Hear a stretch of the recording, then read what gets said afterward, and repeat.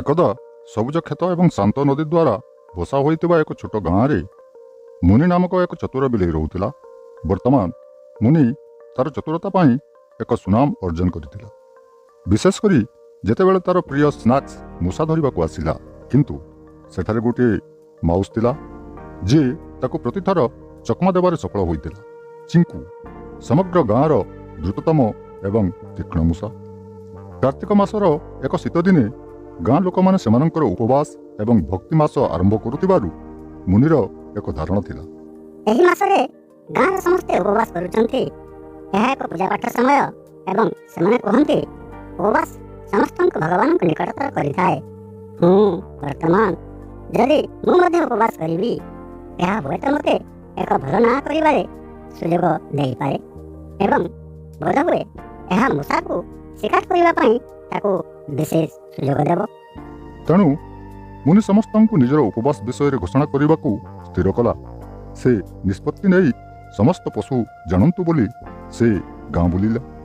ଶୀଘ୍ର ଏହି କଥାଟି ଜଙ୍ଗଲୀ ନିଆଁ ପରି ବ୍ୟାପିଗଲା ଏବଂ ଚିଙ୍କୁ ମଧ୍ୟ ଏହା ଶୁଣିଲା। ଆରେ ଚିଙ୍କୁ, ତୁମେ ଶୁଣିଛ କି ମୁନି କାର୍ତ୍ତିକର ପୁରା ମାସ ଉପବାସ କରିବାକୁ ନିଷ୍ପତ୍ତି ନେଇଛି। କଳ୍ପନା କର, ଉପବାସରେ ଏକ ବିଲେଇ। କାଲୁ, ମୁଁ ଭାବୁଛି ତୁମେ ଭୁଲ ବୁଝିଛ। ମିନୁ ଆଉ ଉପବାସ, ଏହା ତାର ଗୋଟେ ଟ୍ରିକ୍ ପରି ଲାଗୁଛି। ନା ନା, ସେ ଗମ୍ଭୀର। ସେ ମନ୍ଦିରକୁ ଯାଇ ଏକ ଘୋଷଣା କରିଥିଲା।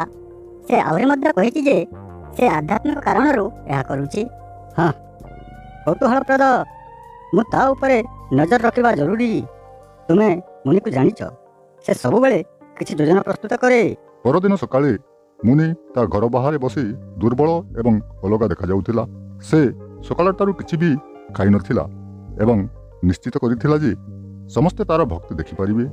ଚାରିପାଖରେ ଥିବା ପଶୁମାନେ ତାଙ୍କ ବଳିଦାନ ବିଷୟରେ ନିଜ ମଧ୍ୟରେ ପାଟି କରିବାକୁ ଲାଗିଲେ। ମୁନି, ତୁମେ ପ୍ରକୃତରେ ଉପବାସ କରୁଛ କି?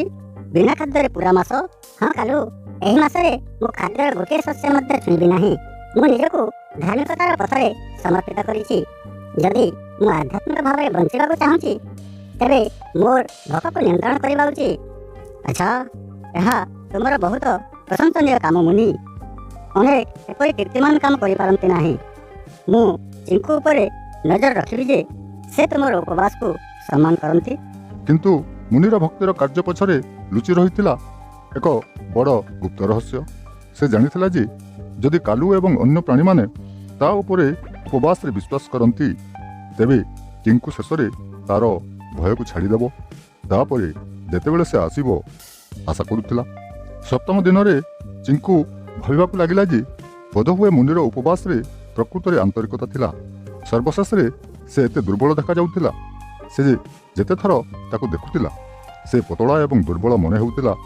ଠିଆ ହେବାକୁ ସକ୍ଷମ ନଥିଲା। ବୋଧହୁଏ ମୁଁ ଭୁଲ କରିଥିଲି। ବୋଧହୁଏ ମୁନି ପ୍ରକୃତରେ ଉପବାସ କରୁଛି।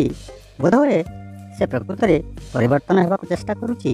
କିନ୍ତୁ ଯେପରି ଚିଙ୍କୁ ତାକୁ ବିଶ୍ୱାସ କରିବାକୁ ଲାଗିଲା, ସେ କିଛି ଅସାଧାରଣ ଦେଖିଲା। ଆହା, ମୁଁ ଏହା ଜାଣିଥିଲି। ସେହି ଚତୁର ବିଲେଇ। ତେଣୁ ଏହା ତାର ଛୋଟ ରହସ୍ୟ। ସେ ମୁନି ଭିତରେ ପଶିଥିବାର ଦେଖିବା ମାତ୍ରେ ଚିଙ୍କୁ ତାକୁ ଅନୁସରଣ କରିବାକୁ ସ୍ଥିର କଲା। ଛାଇରେ ଲୁଚି ରହି ସେ ଦେଖିଲା ଯେ ମୁନି ମନ୍ଦିରରେ ପୂର୍ବରୁ ଦିଆଯାଇଥିବା ଏକ ଛୋଟ ମିଠା ଖଣ୍ଡକୁ ଯତ୍ନର ସହ ବାହାର କରି ଶୀଘ୍ର ଏହାକୁ ତଳେ ପକାଇଲା। ଉପବାସ କଥା ବହୁତ ହୋଇଗଲା। ବର୍ତ୍ତମାନ ମୁଁ କ'ଣ କରିବି? ମୁଁ ତାକୁ ଏକ ଶିକ୍ଷା ଦେବା ଆବଶ୍ୟକ। ପରଦିନ ସକାଳେ ଚିଙ୍କୁ ତା ବନ୍ଧୁ କାଲୁକୁ ଡାକିଲା। କାଲୁ, ମୋତେ ତୁମକୁ କିଛି ଆଶ୍ଚର୍ଯ୍ୟଜନକ କଥା କହିବାକୁ ପଡ଼ିବ। ଆମର ପ୍ରିୟ ମୁନି, ସେ ତାର ଉପବାସରେ ପ୍ରତାରଣା କରୁଛି। କ'ଣ ମୁନି? କିନ୍ତୁ ସେ ଏତେ ଦୁର୍ବଳ ଏବଂ ପତଳା ଦେଖାଯାଉଥିଲା। ତୁମେ ନିଶ୍ଚିତ କି? ହଁ, ମୁଁ ଏହାକୁ ନିଜ ଆଖିରେ ଦେଖିଲି। ସେ ରାତିରେ ମନ୍ଦିରକୁ ଯାଇ ଖାଦ୍ୟ ନୈବେଦ୍ୟ ଖାଉଛି। ହଁ, ଏହା ଠିକ୍ ନୁହେଁ ଚିଙ୍କୁ। ସେ ପ୍ରକୃତ ଆଧ୍ୟାତ୍ମିକ ପଥରେ ଅଛି ବୋଲି ଭାବି ପଶୁମାନେ ବର୍ତ୍ତମାନ ତା ଆଡ଼କୁ ଚାହିଁ ରହିଛନ୍ତି। ଆମେ ତାର ଟ୍ରିକ୍ ଗୁଡ଼ିକୁ ପ୍ରକାଶ କରିବା ଉଚିତ, କିନ୍ତୁ ଆମେ ଏହାକୁ ବୁଦ୍ଧିମାନ ଭାବରେ କରିବା ଉଚିତ। ମିଳିତ ଭାବେ ଚିଙ୍କୁ ଏବଂ କାଲୁ ମୁନିର ପ୍ରକୃତ ଉଦ୍ଦେଶ୍ୟ ପ୍ରକାଶ କରିବାକୁ ଏକ ଯୋଜନା ପ୍ରସ୍ତୁତ କରିଥିଲେ।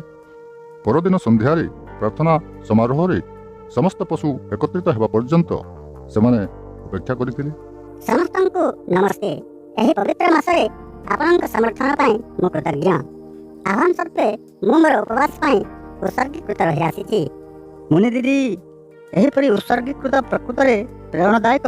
କିନ୍ତୁ ଯଦି ତୁମର ମନ ନାହିଁ, ତୁମେ ଆମକୁ ଏକ ପ୍ରାର୍ଥନାରେ ଆଗେଇ ନେଇପାରିବ କି? ବୋଧହୁଏ ଶୁଦ୍ଧତା ଏବଂ ସଚ୍ଚୋଟତା ବିଷୟରେ କିଛି। ଟିକିଏ ଅନିଶ୍ଚିତତା ସତ୍ତ୍ୱେ ମୁନି ଆରମ୍ଭ କଲା। କିନ୍ତୁ ସେ ଯେପରି ପ୍ରାର୍ଥନା ଆରମ୍ଭ କଲା, ଚିଙ୍କୁ କାଲୁକୁ ଟିକେ ମୁଣ୍ଡ ନୁଆଇଲା, ଯିଏ ମନ୍ଦିର ଭଣ୍ଡାର ଘରକୁ ଉଡ଼ିଗଲା ଏବଂ ବିଛା ଯାଇଥିବା ଖାଦ୍ୟ ଖଣ୍ଡଗୁଡ଼ିକୁ ସୂଚାଇ ଉଚ୍ଚସ୍ୱରରେ ଚିତ୍କାର କରିବାକୁ ଲାଗିଲା। ଓଃ, ଏହା କ'ଣ? ଏଥର ଜଣାପଡ଼ୁଛି ଯେ ଏଠାରେ ଥିବା ନୈବେଦ୍ୟ ଉପରେ କେହି ଜଣେ ନଜର କରୁଛନ୍ତି।